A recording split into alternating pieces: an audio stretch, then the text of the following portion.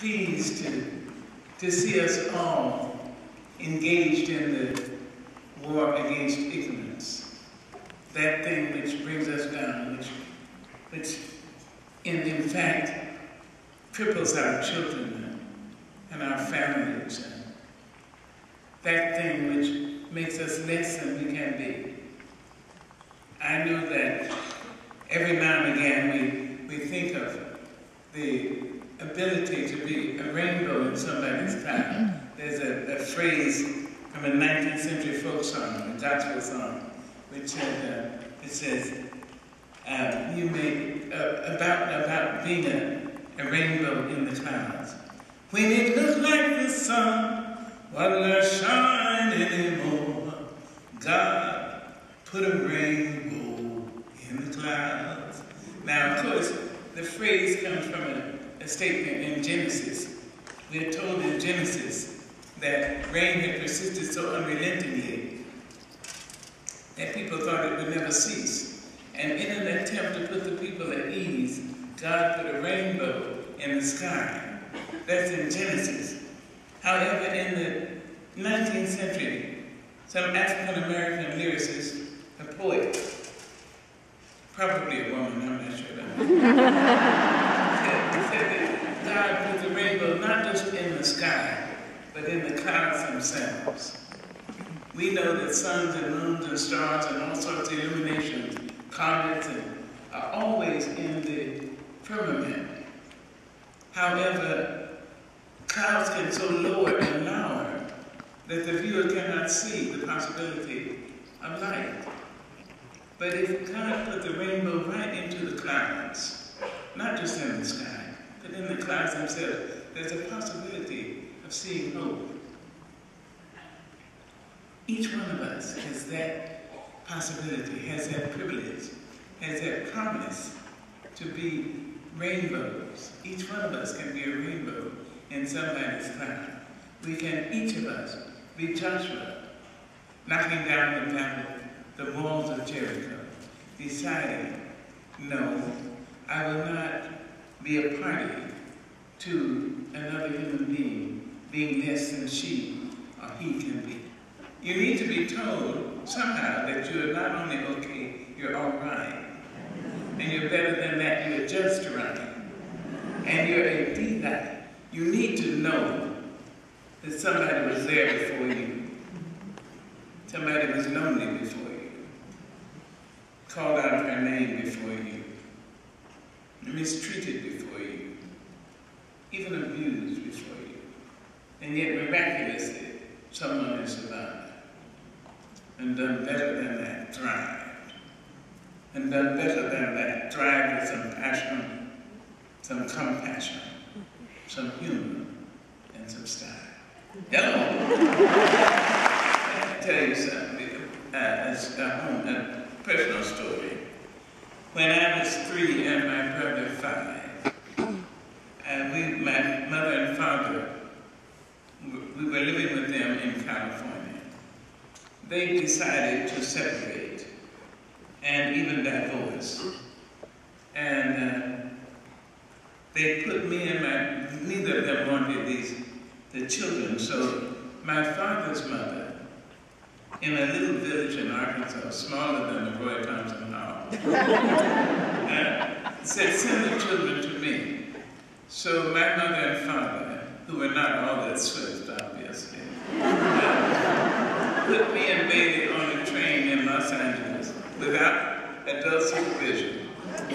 They put tags on my arms that said, these children are to be delivered to Mrs. Annie Henderson in Stamps, Arkansas.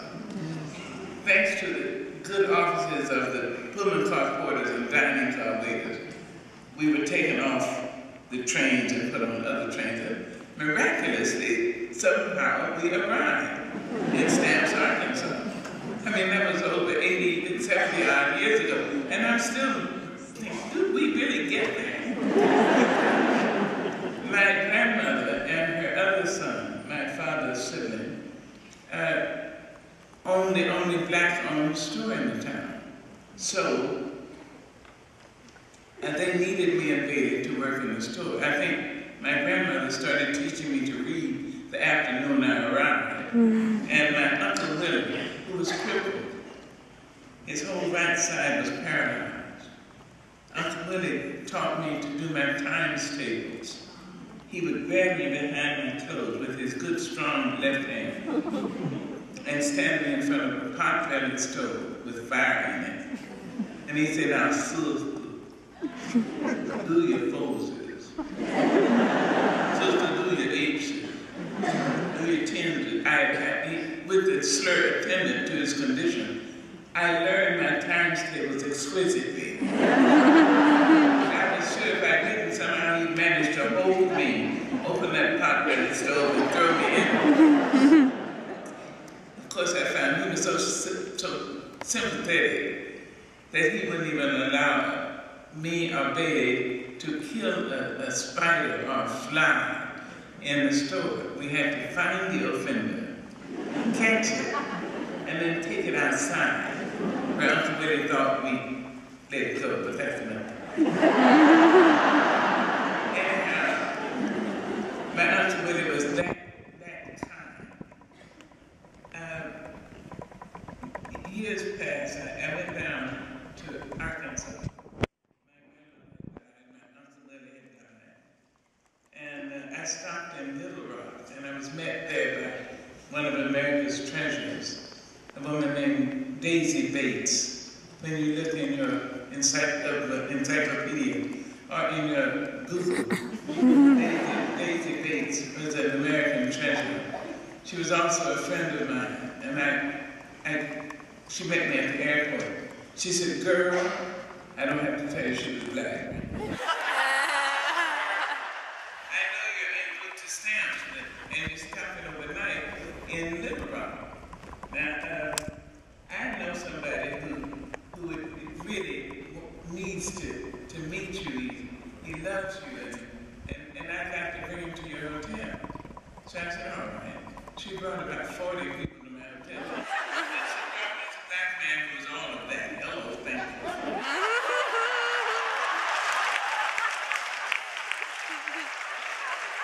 I said, "How do you do?" He said, "Oh, I don't want to shake your hand. I want to hug you." I said, "I sure appreciate it." He said, "Now you're down here in Arkansas because Willie has died." I was so shocked. My Uncle Willie was so ashamed of being crippled, he wouldn't even go to Louisville, Arkansas, which was the county seat, and 5 miles from Stamps, our town. And this man in his three-piece suit way up north in Little Rock knew of my Uncle Willie. He said, "You know, the state of Arkansas has lost a great man losing Willie." I asked him, "Uncle Willie?" He said, "The United States has lost a great man losing Willie." I asked him, "W.M. Johnson?" He said, "The world." I said, "Let me sit down." He said, "In the 20s, I was the only child of a blind mother. Your Uncle Willie gave me a job in your store, paid me 10 cents a week, made me love to learn. He taught me my times table."